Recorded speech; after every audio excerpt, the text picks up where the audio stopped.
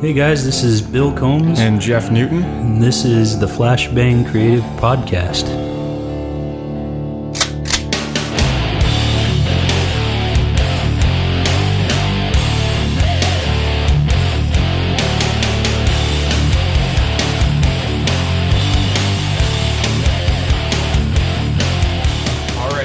So, as you all know, the last episode we left you on a cliffhanger.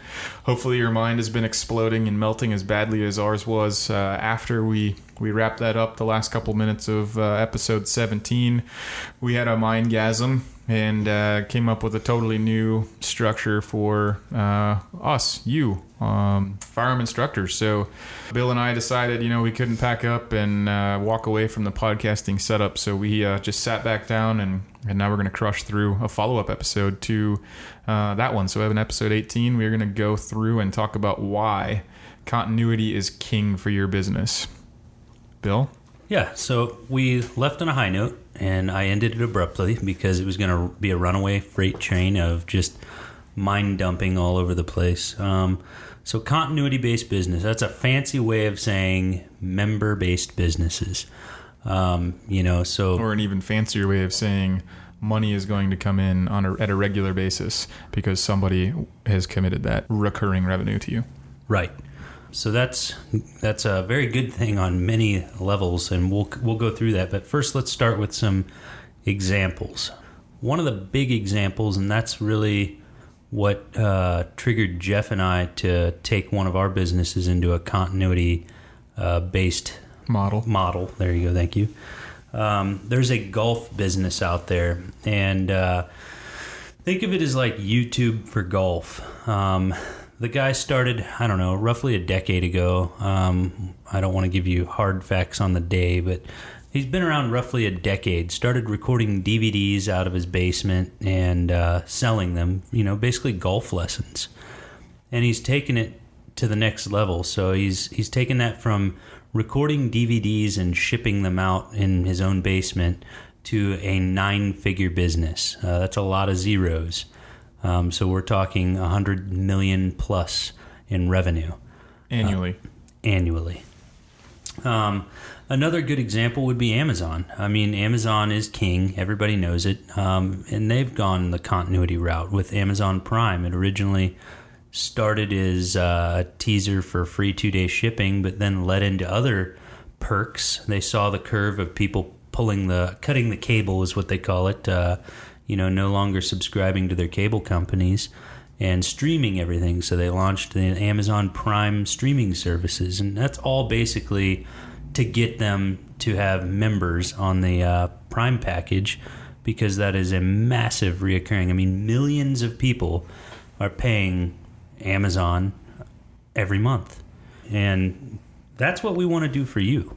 Yeah, to maybe just stop and walk through Amazon specifically as the example, because there's definitely a right way and a wrong way to do continuity-based or subscription-based businesses. And what I would mean by that is if you approach this solely as an opportunity to bring dollars into the business, then most likely you'll end up falling flat on your face, because you're going to burn a lot of bridges, you're going to destroy goodwill, you're going to tear apart your business, your brand, your identity in the marketplace. But the right way to do it, and again, to sit back on the heels and look at what Amazon had done in the first few years after releasing Prime, they realized that perhaps over time it might become not worth it, right? The value proposition to a customer may not be worth spending $100 a year for a Prime subscription if all it got them was free shipping. And so they had to start looking at what are other ways that we can deliver value, high value, to customers that are only identifying with and subscribing to the Prime model.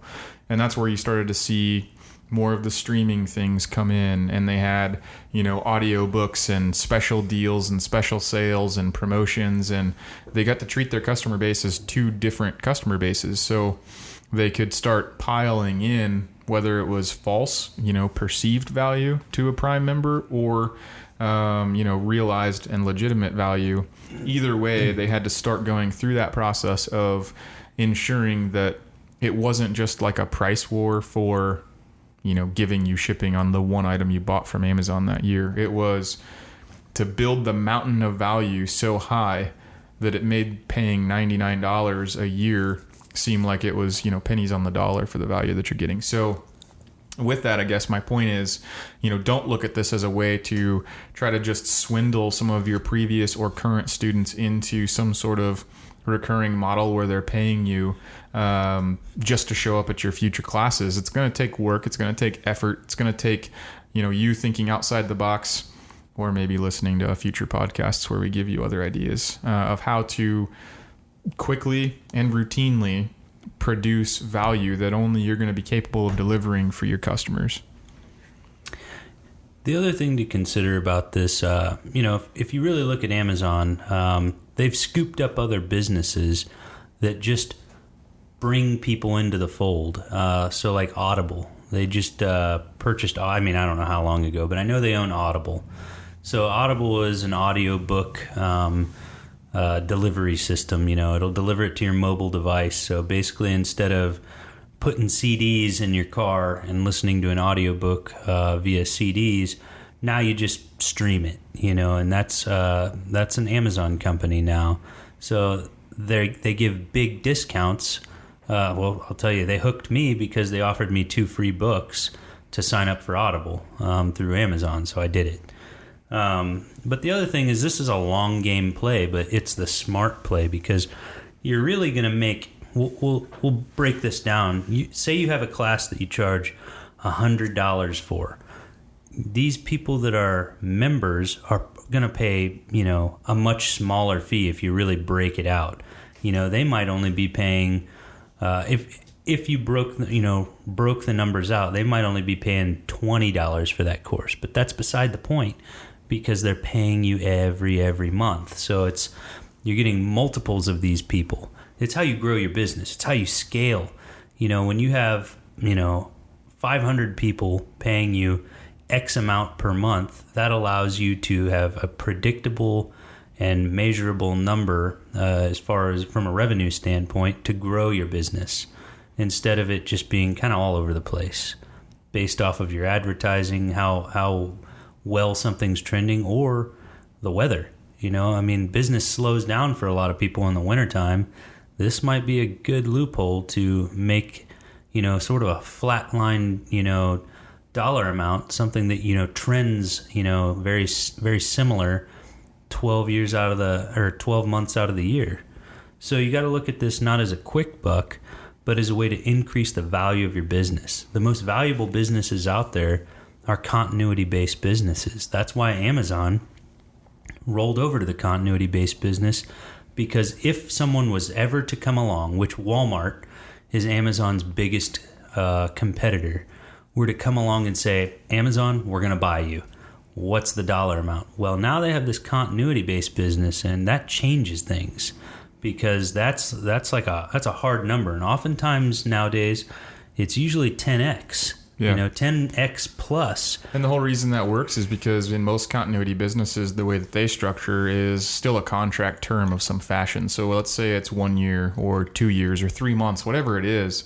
Those future months that are under contract but dollars aren't brought into the business yet, from a valuation standpoint, like what the business is worth, those dollars still count on the books because they're contracted. So they can look at a continuity-based business, for example, the golf company we were talking about before. The entire reason that he transitioned that business from a kind of one-and-done training company where it was pre-recorded instruction on DVD and sent out to a subscription-based company was specifically to scale and grow the organization financially, which then gave him the capital and the cash flow to reinvest in all the technology it took to, prop up and really deliver home the massive value for not so much money in the grand scheme of things.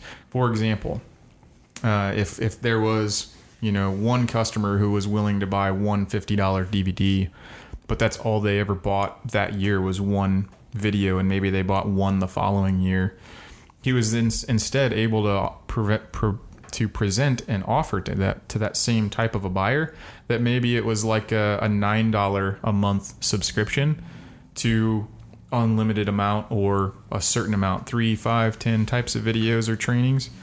He just turned that $50 customer into a $120 customer for that year.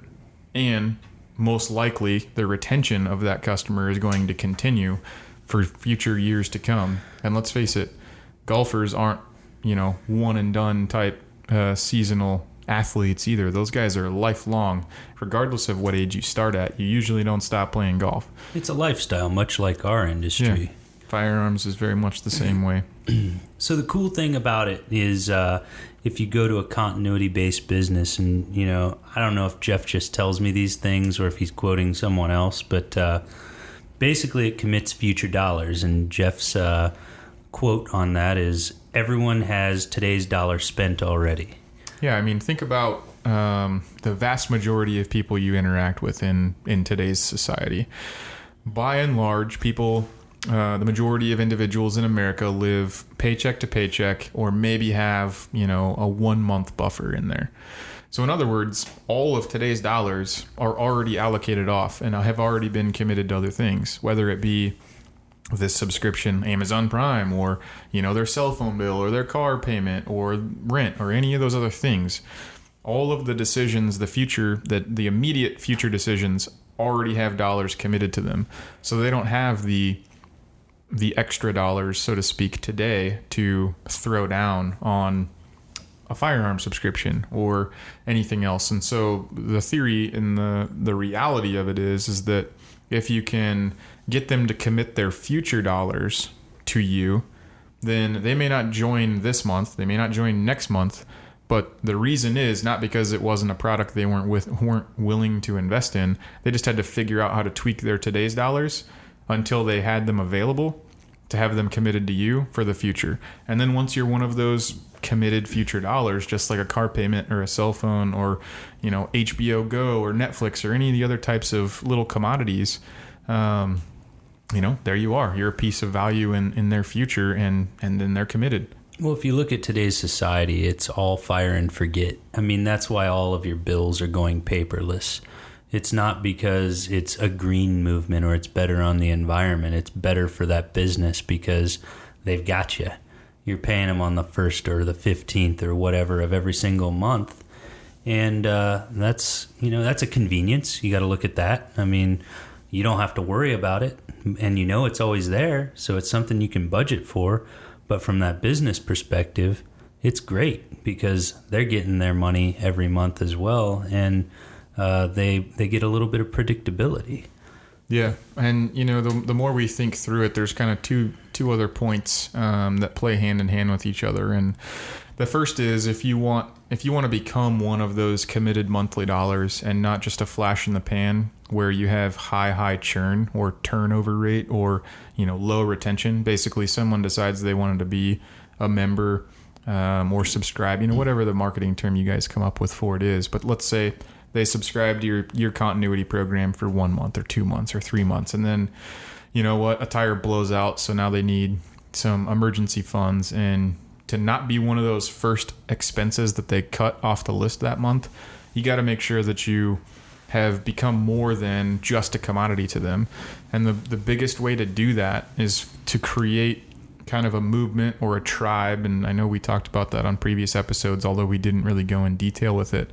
You've got to create a movement or something for that individual to self-identify with, you and your brand. And the importance there is that they're self-identifying with it. You're not telling them who or how or what to become in order to be, in your clique, so to speak. You got to figure out what you stand for, why you stand for it, how you stand for it, and then also communicate that effectively so that if I didn't know you from the next guy and I came and, happened to see one of your ads or I was at one of your classes or whatever, you need me to immediately say, yep, that's me, or yeah, I'm totally insert name here, whatever that happens to be for your tribe.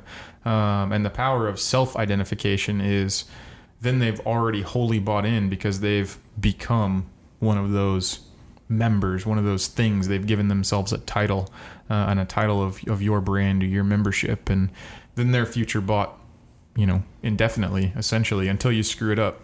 So you get loyalty out of these people. I mean, hell, I belong to Costco, so it's $50 a year. I tell everybody you should go join Costco.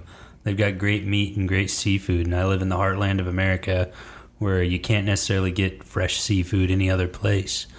I'm one of those people who I got tired of spending, $150 every month paying DirecTV. I thought it was stupid.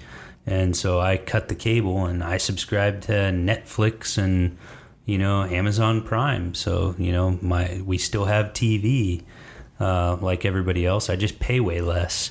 So I'm an advocate of those services. They get free advertising out of me because I bought into it. And that's what happens when you have customers who are paying you on a routine basis. Is if they take that step, then A, they believe in it or they want the service, and B, they're going to really go all in on it. Just like anything, if I were to invest in a stock that did really well, I'm going to tell everybody about it. Hey man, you need to invest in such and such. It's going great.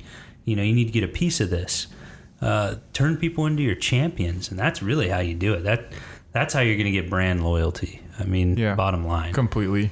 Couldn't agree more. And obviously we didn't get a whole lot of time to sit down and plot this particular episode out because it was all straight off of that concept or idea off the heels of the last episode. Jeff literally drove me up the street to a Wendy's so I could get a sandwich because I haven't eaten since this morning.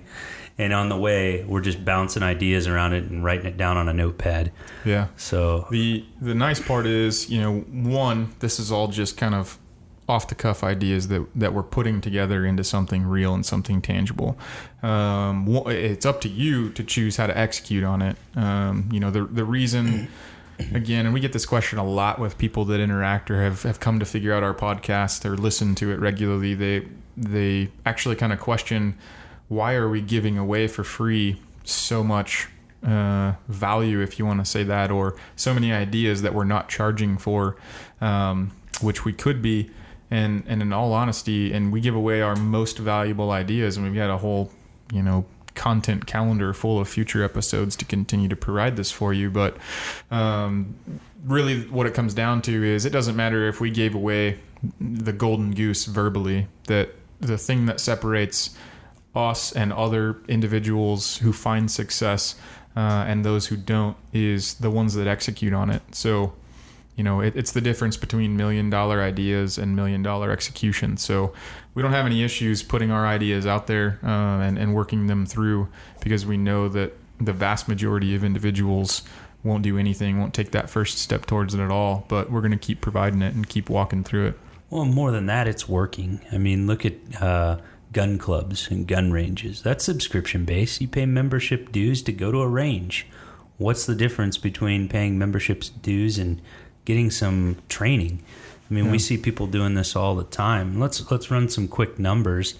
I did a little bit of math. If you could get somebody to pay you, and maybe this is too steep, but $50 every month. If you could get 100 people to pay you $50 every month, that's $5,000 a month, which is $60,000 a year. Stable, set, fixed income. And of course, your members, that's only one stream of income. You're still going to have the walk-ins. So to break that down even more, if you were to charge $25 a month and have people have 200 members, that's the same dollar amount. That's still $60,000 a year for people only paying you $25 a month. That's a forgettable number. That's why a lot of things are usually less than $30, or you bill it quarterly. But that's a nice thing. That's something I would consider. And then there's also other tricks and hacks that you can do. Yeah, we haven't even gone into other revenue streams that you're going to be able to pull out of it. And the Upsells. most important piece, in going back to our golf example, those who are members of that particular product actually buy more of the additional upsell goods and services because they're already bought into the brand. And it's the same thing with Amazon Prime, right? So I'm already a Prime member. Now that I know free shipping's out there, free shipping is like the thing that tips the scale of whether or not I'm buying from Amazon or somewhere else online every time I go to buy something. So Amazon's getting my repeat business, hundreds of times in the future that year. which is ultimately where they make all of their true margin, because they've already bought me and had a sunk cost on my expense to get me acquired as a customer. So I don't think my brain's going to stop working through this all, ever. Mine either. I mean, upsells. I mean, we told you in another episode, you don't have to be an FFL to, get all the good accessories, to get all the goods and gear. Yeah. Ammo. You start, giving ammo at cost for your students. Give ammo at cost, but charge them for something else. Charge them for, I don't know. Well, they're coming to your class. Yeah. I mean, give your students off the street ammo at cost, but they're coming to your class. You can give other people, other members, things at cost plus a fixed amount. So, cost plus $5 plus $10. That's still way, way below sticker price. I mean, it's something that we do on one of our businesses as well. That's a way to get around certain restrictions from manufacturers. So say I've got, a scope that, dealer cost is $750, but that manufacturer does not allow anyone to advertise that for lower than, say, $1,200. It doesn't mean I can't sell it for less. Yeah, I can sell it for whatever price we want. We just can't advertise it. That's why Costco, a lot of times, if you go to Costco, another membership-based business, you go to their website, you don't see any prices on a lot of things. On any brand that enforces certain, it's called MAP pricing, they don't display the prices until you log in with your membership info. Yeah, and put it in your cart in most cases still too. Yeah, that see price and shopping cart is another secret. But you're doing most of these transactions in person at your place of business, so that gets around all of that. But this could be a cash cow for people. It's something we've done and saw great results for in another business stream, and I don't see why people couldn't really capitalize off of this. Because, like we already said, places are already doing it in the firearms industry. They're just doing it for range time instead of instruction. Yeah, I mean, the only other thought that I guess I have on this, without diving into further examples of where else to take it, is if you're sitting there thinking, man, this is a fantastic idea. I absolutely need to do this. I can already think of a few different ways that I would implement it per se, but you have no idea where to start from a tech perspective. We already have all of the nuts and bolts in place that we can offer as a solution. We're doing it every day right now, and we can just tweak the way that we're handling it to have this be an additional package or an additional function that not only would you have a website to send them to, not only would you have your courses available, but you'd also have your membership product available as well.